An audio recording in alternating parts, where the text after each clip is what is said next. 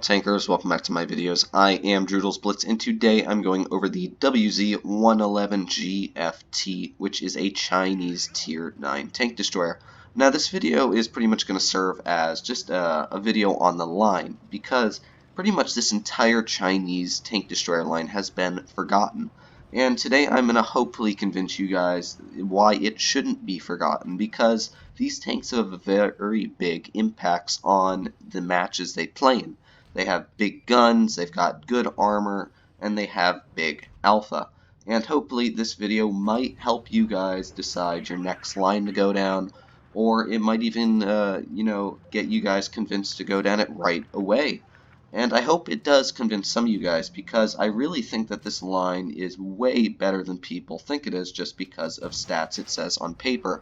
And now, to let you guys know how little this tank is really cared for, the Tier 10 on Blitz Stars has an average player base of 608 players over the last 90 days.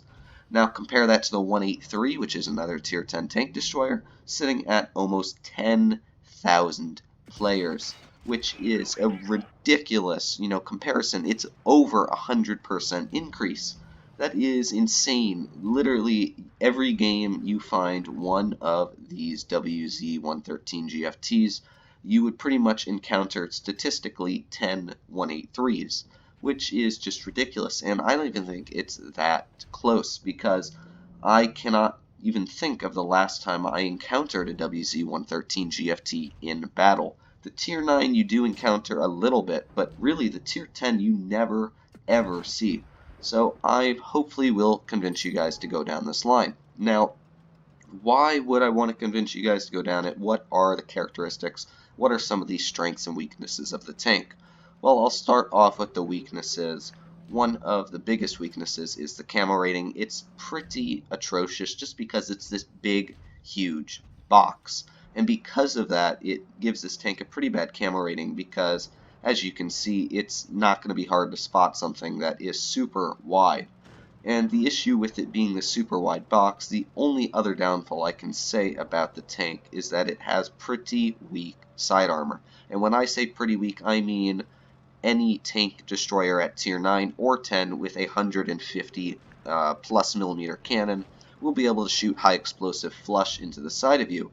However, there are a lot of good sides to this tank, the main one being the gun. Now, most people don't know this, but this is the gun from the Tier 10 in the line, being the WZ-113 GFT. This tank has that gun mounted on this tank, which means that it has the same penetration. The penetration being 300. It is ridiculous. 305 when you are uncalibrated, and your heat shells are 405. That is, just a ridiculous amount of penetration, more than you need in any match you'll ever play in the Tier 9. That's more than you need in a Tier 10 match. Even if there were Tier 11s, that would still be enough penetration to probably take any of them out. And that is why I like this tank so much, is first of all, it has a big, monstrous gun mounted on it.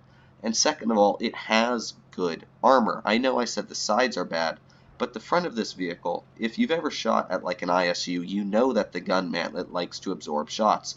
Look at the size of the gun mantlet on this tank. That gun mantlet is plus 500 millimeters thick. You will never penetrate that. And what's cool about the gun mantlet is also it's pretty much high explosive proof because it has spaced armor. So if a 183 or a grill were to hit you with HE there, it would pretty much just ricochet right off the tank. Well, it wouldn't ricochet, but it wouldn't do any splash damage to the tank.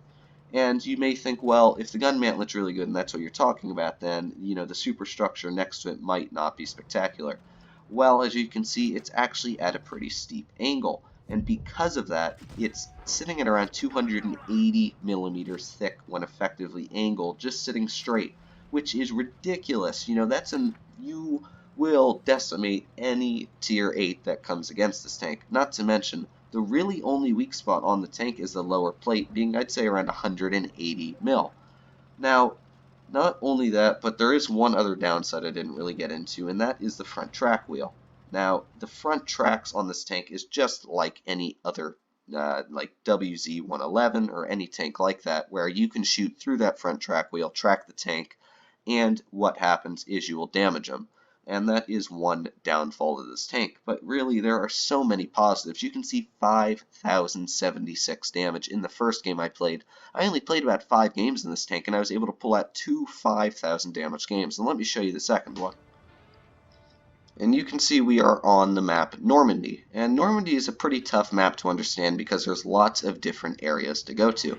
However, when I was talking about this tank having very good armor just a minute ago, I like to run this sort of like a heavy tank actually. I don't run it like a tank destroyer, and that's why I think this tank has such a bad meta in the game right now, is because this tank isn't really meant to camp. It can camp, and the tier 10 is better at camping in my opinion, but I really don't care for camping in a tank that has very thick armor.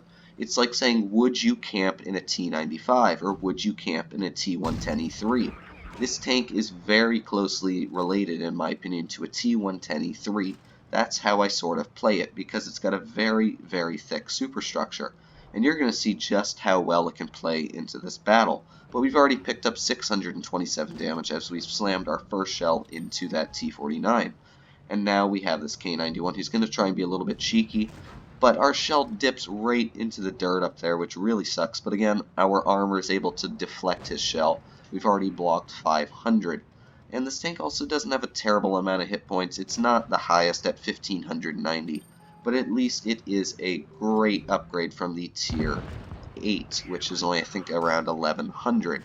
And most of the WZs don't have the best armor, so I am glad that this tank actually has quite a bit of hit points and armor to go with that. Even the tier 9 has very good armor, and I think one of the reasons people don't like this line is because when they start off on it, the tanks are just awful. I personally really don't like the T-34 Jas-Chu GFT. I think the gun has just the worst aiming time in the game, and that's just my opinion on it, and I really just don't like it that much because of that. But you just saw how easily we could pen that VK-45. It's literally like shooting through a piece of butter. We've already picked up 2,500 damage, which means we've got plenty of damage to go. You can see that my teammate's just ramming me up the butt there. So nice, right? But again, this VK-45 just going to drive down the hill, max roll for 800, and we've managed to break 3,000. Now I'm just going to drive right up to this guy. I don't even care. The armor is pretty good on this tank. You will see him try and aim at my lower plate, but now when I'm able to face hug him, are we going to be able to use an HE shell? No, we'll just fire an AP right at him, taking 308 off, securing the kill. And now we've picked up 7,300 damage. And I said this game was over 5,000, which means we must get one nice lucky shell in here. We have the SUN-2254. Come on. Is the shell going to connect? Yes, it does. 576. Now, even though the dispersion and the aiming time on this tank aren't spectacular, when I said I run it like a heavy, I run it close quarters, which means it doesn't really matter, because when you're close quarters, all you need is the penetration to be able to go through the armor that you're aiming at. And when you're running this tank, it has the pen. It has everything you need. Boom, look at that, 926. Unfortunately, I do get finished off, but I am fine. We managed to carry our team to victory and help the entire team out. And I really hope this video helped just get you guys some new opinions on the tank, because I really think that it is a great vehicle, and it's not played enough in the current state of the game. Because I feel just people look at the stats of it and say, well, the Foch and the Object 268 and most of the other tanks at tier 10 are better than the WZ-113 GFT. And personally, I don't think they are. I think the tier 10 is an excellent vehicle. And if you guys want me to make a video on the WZ-113 GFT, I'll put a little poll up at the top of this video where you can tell me what you want to see next. I'll have some other options up there too. But I hope you guys did enjoy this video, and as always, make sure to comment, like, and subscribe. I hope you did enjoy it. I'll see you in the next one.